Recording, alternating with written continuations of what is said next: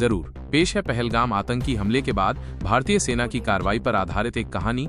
पहलगाम में हुए कायराना आतंकी हमले ने पूरे देश को शोक और गुस्से से भर दिया था। मासूम नागरिकों की जान लेने वाले आतंकियों को सबक सिखाने की मांग हर तरफ उठ रही थी। इस दर्दनाक घटना के बाद भारतीय सेना ने दृढ़ संकल्प लिया और ऑपरेशन सिंदूर की शुरुआत की। अगले ही दिन आसमान में भारतीय वायुसेना के लड़ाकू विमानों की दहाड़ सुनाई दी। ये कोई साधारण उड़ान नहीं थी, बल्कि आतंकियों के गढ़ पर कहर बनकर टूटने की तैयारी थी।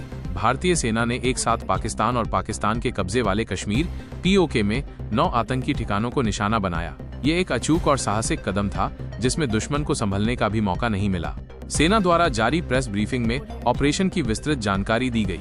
बताया गया कि किस तरह सटीक खुफिया जानकारी के आधार पर इन ठिकानों की पहचान की गई और कैसे सुनियोजित तरीके से एयर स्ट्राइक को अंजाम दिया गया। इस कार्रवाई में लगभग 90 आतंकियों के मारे जाने की खबर ने देशवासियों को कुछ राहत दी।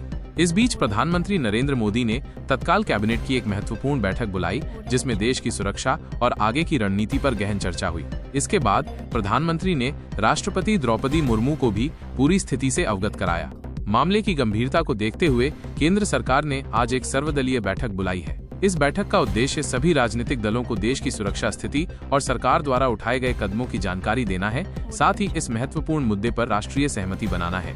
ऑपरेशन सिंदूर भारतीय सेना के शौर्य और आतंकवाद के खिलाफ भारत के दृढ़ संकल्प का प्रतीक बन गया है। यह कार्रवाई न केवल आतंकियों को एक करारा जवाब है, बल्कि यह भी स्पष्ट संदेश है कि भारत अपनी संप्रभुता और नागरिकों की सुरक्षा के लिए किसी भी हद तक जा सकता है। देश भर में लोगों ने सेना के इस साहसिक कदम की सराहना की है और एकजुट होकर सरकार के साथ खड़े हैं। यह घटना भारत के इतिहास में आतंकवाद के खिलाफ एक निर्णायक मोड़ साबित हो